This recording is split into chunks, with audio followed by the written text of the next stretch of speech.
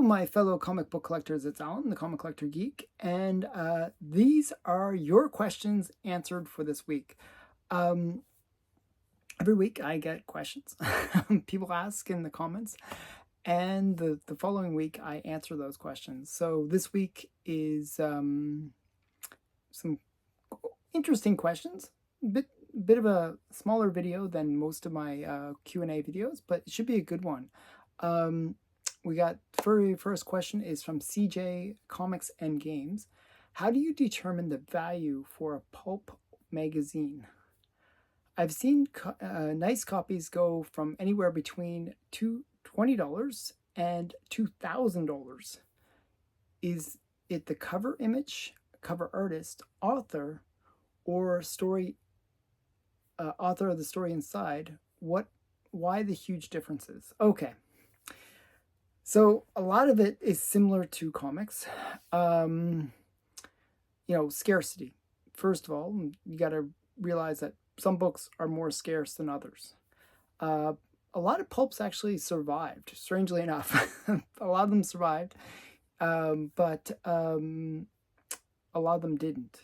And they didn't have the pulp burnings like they did with the comics, but they did have the paper drives, which did take a lot of the pulps out of action. So there are some that are fairly rare, but pulps were mass produced, and there are a lot that we're still discovering, and now that pulps are being graded, a lot more will be coming to market. So why are certain books $2,000 and why are some $20? Well, first of all, you kind of covered the big ones. The cover makes a big difference. If it's a sexy cover, if it's a hyper-violent cover, it will go for more.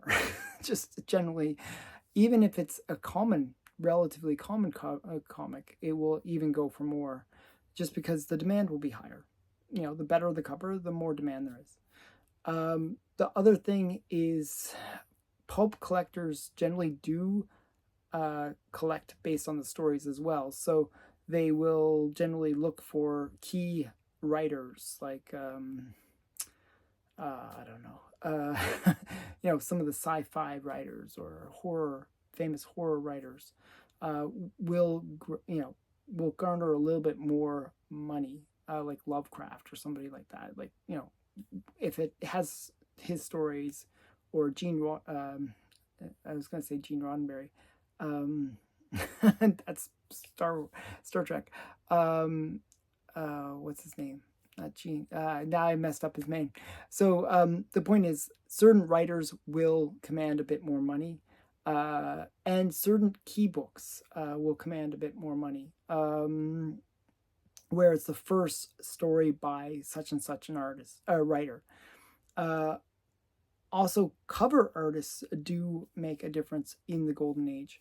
So Brundage covers, for example, will command a lot more money than just some random other artist, even within a title. So Weird Tales, for example, has like Margaret Brundage as the kind of the key one artist to look for within the title, but then other artists that are good but just not quite as good, will not command as big money. So those kind of things play a role. But as I said, it's really about the cover. Most of the time, it's really their cover buys, because pulps are kind of gooey, and it's not like gooey, but they're pulpy. I don't know, they're dry, and they're just not a pleasant experience, especially after 50, 60, 70 years. That's a thing. Also, some pulps, there are key appearances like Buck Rogers, Sally the Sleuth. Some of the spicier ones are actually, I'm just think that when I think of Sally the Sleuth, I think of spicy ones. Those command bigger money too. But again, a lot of the time, what I've seen is the market is kind of interesting. It's very almost like a good capitalist experience, because if somebody prices a book and they say it's $1,000, because with pulps, really people are setting the price, they're just making up numbers for the most part. What'll end up happening is, if it sells, then the market will get flooded with other copies. If it's comic book, if it's not a comic book, generally what'll happen is not much. You'll see, people kind of being like, oh, that was maybe a rare book, and it won't hit the market as much. So when it comes up again, it will actually command more money. So a bit of that scarcity can play into the value of the book. But a lot of the time with pulps, because the market is still pretty fresh, the value hasn't really been determined. So a lot of the time, it really is people making up numbers. And I try to say that with respect to the pulp collectors, because they do have within their own thing established numbers, but a lot of the time with this new market emerging, I can see them experimenting, trying different numbers, because I see certain books that I know that were selling for like 40 to 50 bucks, and now they're listing them at $300-400, and is it really worth that much when it was only worth 40 bucks a few weeks ago, a few months ago? I think there are people playing the game, like pump and dump kind of elements. So you got to be a little careful with pulps. And there are rare ones, and don't get me wrong with that. There are ones that I've seen ones as much as $10,000-20,000. So it really depends on the pulp. But yeah, it's a pretty vague answer. I know but it's the same as comics. Why are certain comics worth more than others? It's the same idea. Okay. JSS Brooklyn wrote, wonderful DS collection, referring to Dave Stevens. Thank you for sharing. For a question, what do you think are the first golden, silver, bronze, and copper age books dividing the eras? Or what is the last one of each of the eras before the next? Long question, apologies, it might be a fun video. Okay, so basically the bookends. So the way I always see things is like bookends. So the first and last issue of something. So if it's ages, we'd say the big ages that we can always think of are golden, silver, bronze, and copper. Now, some people actually don't even think there's a copper age. It just goes from the copper, meaning the start of the modern era, and just goes from that, when that started. But we'll start with the beginnings, and then the ends I have to kind of say that there is no end. There's no proper end book, and I'll explain that. So the way it works is golden starts with Action Comics #1. It is the most easily defined age for that reason, because really Action Comics #1 started the Golden Age, and it's always been cited as being the start of the Golden Age. Now, probably people in the Golden Age didn't know that it was the start of the Golden Age, but it has been the book that kind of changed the whole way comics were viewed, and it really did start a new era of comics. The next age would be the Silver Age, and that would be Showcase #4.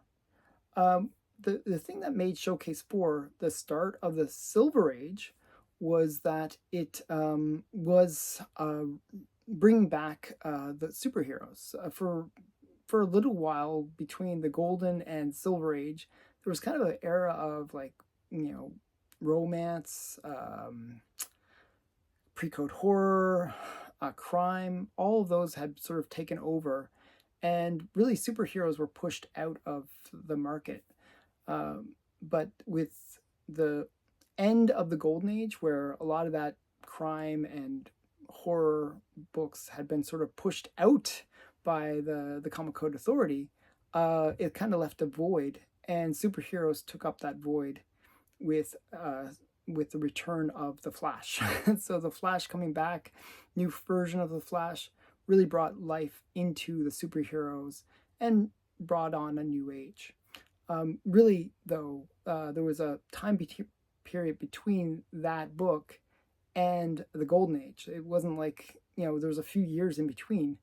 And that era, sometimes referred to as the Atomic Age, is really kind of its own little thing, but it's really that there was this shift. Like that's why the ends of ages are really fuzzy. It's not like you can say, "Oh, this is the end. This book marked the end of the particular age." Even the Golden Age, I refer to Crime Suspense Stories number 22 as the book that ended the Golden Age. But there were still books that appeared after it, and that were Golden Age books. So yeah, the ends of the ages are really fuzzy. There's like too many books, and no book in particular really marked the end of an age. So it's much easier to just say we have the fronts, but not the ends of each ages. The next age, after the Silver Age, was the Bronze Age, which was really 1970, and it really was associated with the Green Lantern 85 book, because that was the drug issue for Green Lantern. Now there was also a Spider-Man drug issue. I think it's 94. Spider-Man, Amazing Spider-Man number 94, I think. You can correct me in the comments. It's either 94 or 96. It's in that era. But that also was a drug issue. And the reason those were kind of marking the Bronze Age is they were going outside of what the code allowed. So the code did not allow drug use in the comics. So when they had these comics that were addressing drugs specifically, that was a bit of a change. That was a bit of a shift in the way comics were being viewed. And they were now making comics for more mature audiences.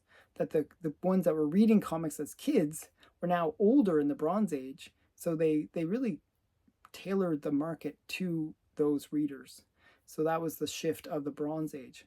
Now we fast forward a bit more, we get to the Copper Age, or the modern era.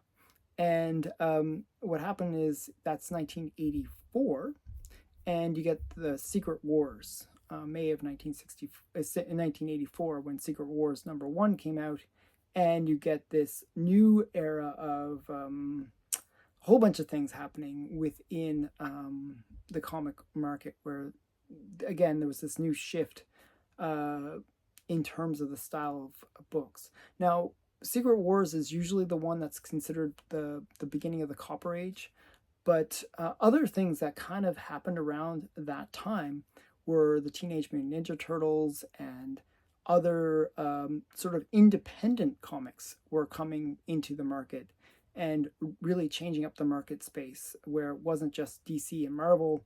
Now there was these independent comic book producers that were producing books that were very popular. And you had the rise of the independent comic market, which was an interesting thing of the Bronze Age. So those are some of the various ages, and as I said, the end points of each age they're fuzzy. It's not like you can say it's a particular book, but the beginnings are sort of by consensus decided what the book that started those ages would be. So those hopefully answers your question. Okay, the next question comes from Bat Grant. Do you know what the rarity of Mark Jewler's inserts in DC Comics? I have Plastic Man 15, Volume 2 from 1976. I always hear about them in Marvel Comics, but I didn't know they were in DC. Thanks and keep up the great work. Okay, so generally, the Mark Jewelers represent about 5% of all the comics out there. So it applies to both Marvel and to DC. The way it works is the Mark Jeweler inserts were done on U.S. military bases, and wherever those bases were, they would have the inserts.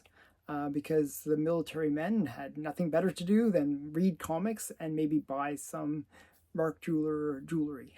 So that was the logic behind the Mark Jeweler inserts. And they represent about 5% of the market. In terms of value, generally Mark Jeweler's insert versus regular version goes for about 2 times. So that's kind of a rule of thumb you can use when figuring out how much is a Mark Jeweler insert really worth. So yeah, some actually can go crazy, but for the most part, two times. Um, the next question comes from K Munin. In this video, you mentioned comics flooding the market and bringing the price down. I have been noticing more comic vendors having multiple copies of Secret Wars number 8, graded and raw. Do you think that even such a popular key book could one day see a big value drop even if enough copies enter the market? As always, thanks for your insight and answering my questions. Well, yeah, that's always a concern. A better example, actually, Secret Wars is a good example, but another example of this would be Hulk 181. There are like 20,000 copies of, of that graded. That book, if, I've seen people with literally like 50 copies in their collection.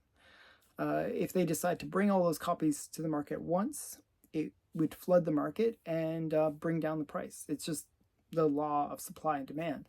You can even have cases where not a really rare comic like Amazing Fantasy 15.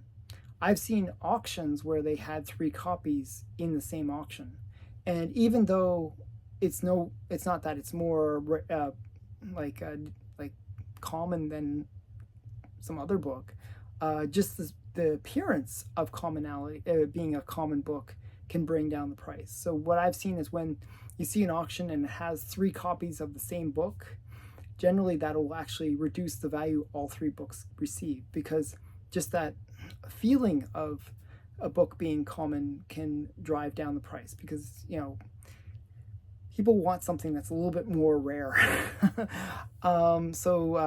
If a whole bunch of books flood the market, it can definitely drive down the price.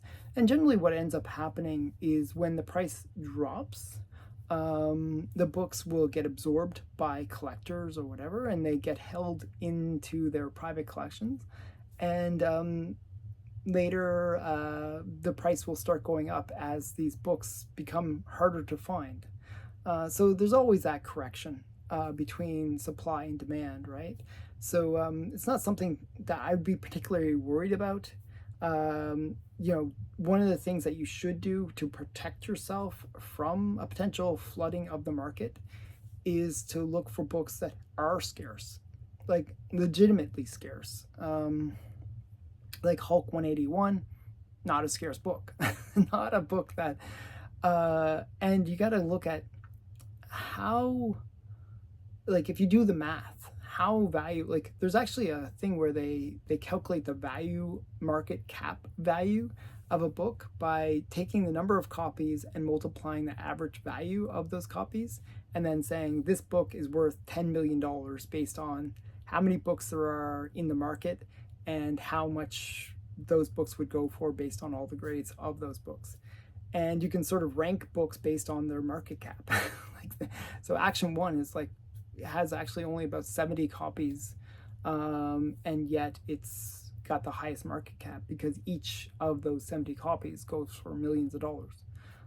So you can sort of get a sense of how truly valuable a book is, and understanding this market cap is actually a better way of looking at it rather than what the current value might be. Because if you look at the number of books available, you might realize, hey, this book might not be worth what the current price is, because there's just a lot out there. It might not be that they're on the market or available, but if they ever do get to the market and become available, well, the price will correct based on that. So it's always good to look at the census counts and see, is this a good book based on how many books there are actually available. With the modern books, because I always feel like I'm always talking about the golden age and how scarce those books are. With the modern books, it's a little different. So what determines scarcity in modern books is not actually the full census. I know it sounds weird to say this, but like in the golden age, you look at the total census and you say, oh, there's 50 copies. That's it. With the modern books, there may be several thousand copies. But what you look at is actually how many 9/8 are available and what percentage of that total market is a 9/8. So if it's one of those cases where like 80% of the books are 9/8, well, and that's a modern book, typically you have these really high percentages where you don't bother getting it graded unless it is a 9/8. That gives you a sense of how big that market is in terms of the number of copies out there. And just having that knowledge can protect you from potential flooding of the market.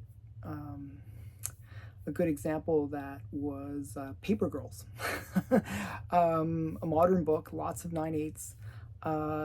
There was a lot of spec around Paper Girls because they've made a TV series about them, and the series didn't do that well, and all these books got flooded onto the market, and the price dropped because there was just no interest. The demand had dissipated when the spec faded.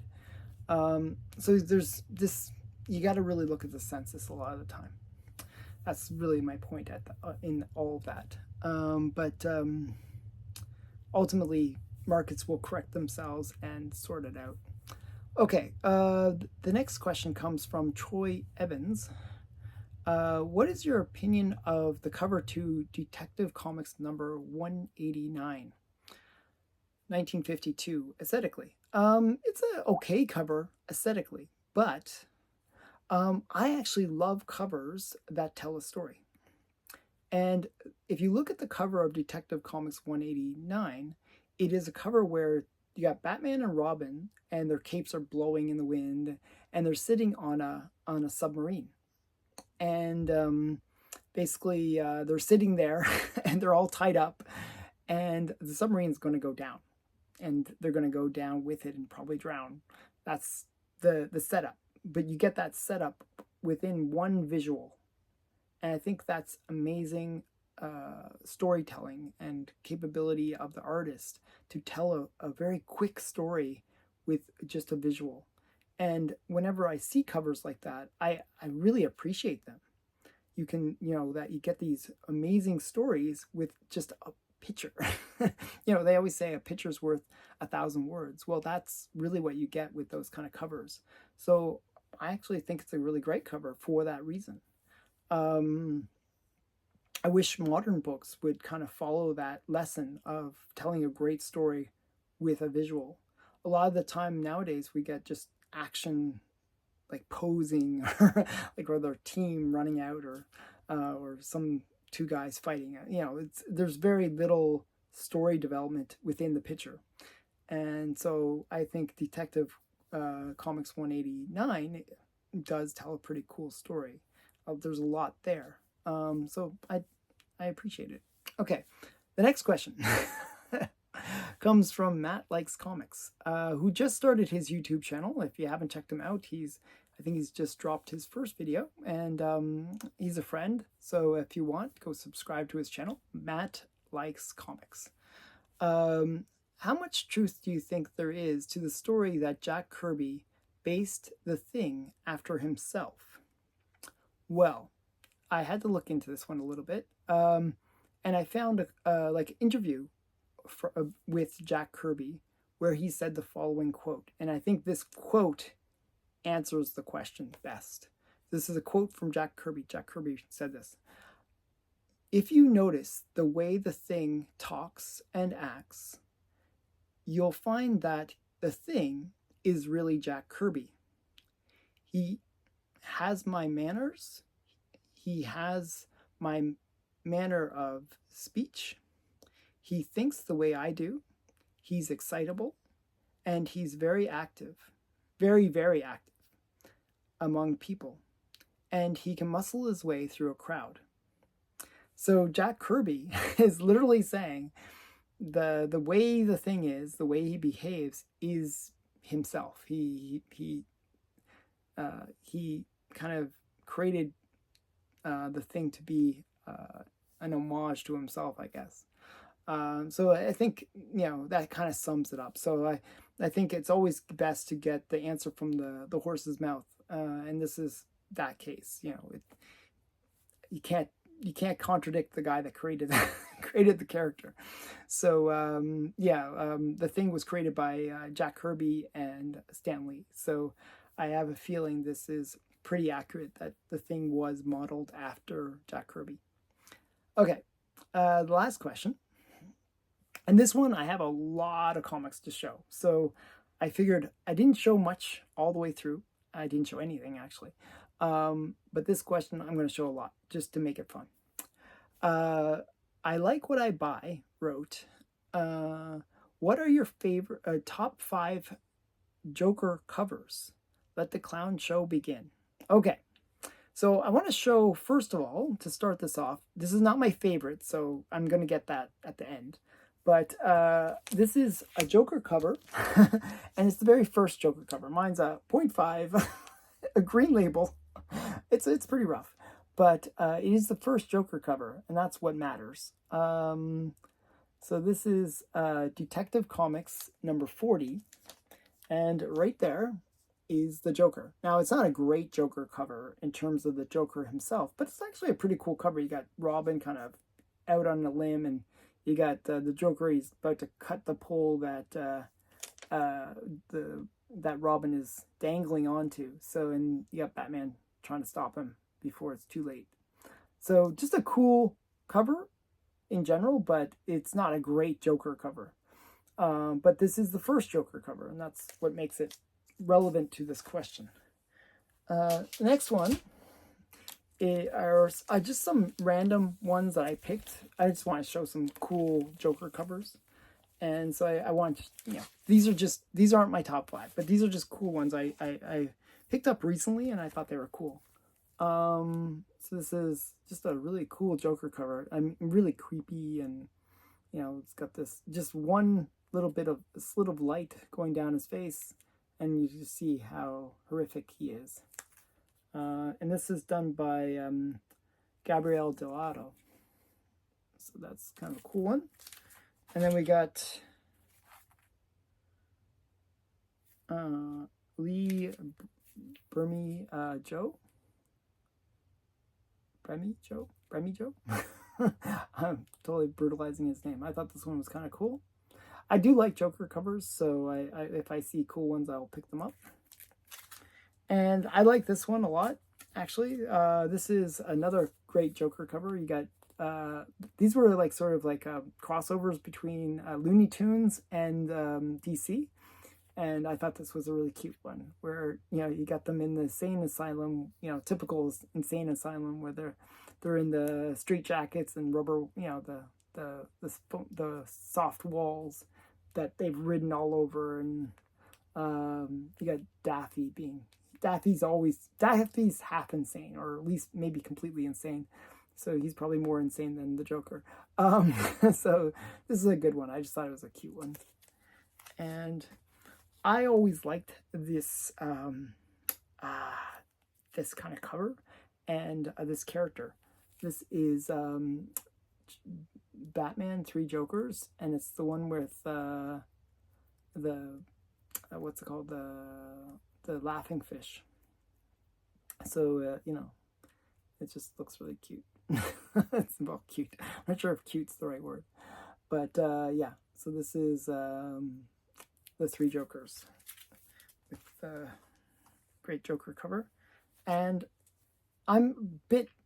this one for me is a bit nostalgic. I really liked Batman Adventures, and this is a Batman Adventures number 1, and you got the style of the Joker from the comic, the cartoon, I should say. And you got Harley Quinn there as well. So the Batman Adventures. And this is a modern one that I thought was really nice. I think this is Jock who did this one. And it's just it's very simple, but it's a, whenever you see the Joker, they always do it with a big smile, right? But it forms the bat, which is really cool. So that's that one. And okay, now we're getting into some of the other ones. I'll show my top 5 in a second here. So we got, again, I like the laughing fish. It's a really funny story, actually. So yeah, so you got the Joker and the laughing fish, And yeah, I don't know. I thought this was a good one. I like the framing of it. You know, he almost looks like he's using them as guns, and it's just really cool. So this is Detective Comics 475. And that cover is by Terry Austin and Marshall Rogers. Okay. And this is representative. It's not like the best, but there's a bunch in this series that are really great. This is Dark Knights, and it's Batman Who Laughs. And I just always thought this was a cool cover with the three like kind of Joker, not Robin Who Laughs, or these weird, crazy Robins as pets to the Joker Who Laughs, or Batman Who Laughs, I should say. So this is and it's the origin of the Batman Who Laughs, and it's Jason Fabrock cover. I thought it's cool, and it's kind of a little bit foily. And now we're getting into my top 5. So those were just bonus. I figured, hey, since I didn't show much, I better show something. I'm just going to put these down. Okay, so these are my favorites. And these are maybe not like, well, they're kind of in order. So number 5 is this classic Neil Adams cover. This is Detective Comics, Detective Batman Comics number 251, and it's a classic, Joker being giant and showing the card with Batman on it. So just really cool. The Joker's back. So yeah, so I thought that was a cool one, and I actually really like this cover. This is Batman Harley Quinn. It's actually the first appearance of Harley Quinn in continuity. And it's just a great black cover, Alex Ross cover. And it's just, I don't know, just, it's got that sort of elegance to it and style. And I just like the way, I think it's a really cool one. What can I say? Yeah. So, and then we got one of the classic ones where, this is Golden Age now. We got Batman 49, and we got the Joker being like a giant genie. And I just think he's so creepy looking, and I think it's really cool. So this is, who did the cover? Bob Kane cover. And it's the first appearance of the Mad Hatter and Vicky Vale. So bonuses there. But it's a great classic Joker cover. And I like a bit of humor. There's a few Joker covers that I like. I'm still trying to get, actually. I don't have. But this is one that I like the humor of it. And I know that a lot of people don't like the more hokey Joker, but I actually have a soft spot for it. And this is the Boner cover. It's because of there's like the comedy of boners inside. It even says... it says comedy of errors on the cover, but inside it's like all the boner joke is reused so many times inside. And this is from 1951, and it's a Dick Sprang and Charles Paris cover. Just a great one. It's, I don't know. I kind of like it. I think it's a very appropriate cover for what's inside. And that's kind of that humor of it kind of appeals to me. I like the fact that it's basically falling down on Batman and Robin. Yeah, it's really cool. So I really like that cover. I know it's kind of a weird one, but I really like it. And the last one actually is a modern book that I just think is brilliant. I think it's a brilliant Joker cover. And it's a Detective Comics 880. And this one is just like another Jock cover. It's a great one. I think it's really brilliant the way, the Joker is formed from all the bats, and even his eyes got the bats inside. And I think it's a really great cover. Just, it's one of those ones where it was an instant classic. You know, when they came out with it, people were like, "Wow, that's an amazing cover," and it's, you know, when you experience that, that's, you know, that instant classic, that definitely makes it a great one. So I always love this cover, actually. I thought it was a great one. So this is actually my favorite of them, which is weird because, you know, I like Golden Age stuff, and I do feel the charm of Golden Age, but I actually think this is a really brilliant cover. So those are my top 5. I hope you enjoyed those, and I hope you enjoyed this video. If you did, please give it a thumbs up and subscribe to the channel, and check out my other videos. And if you have questions, put them in the comments below, and I'll answer them next week. Thanks again for watching. Bye.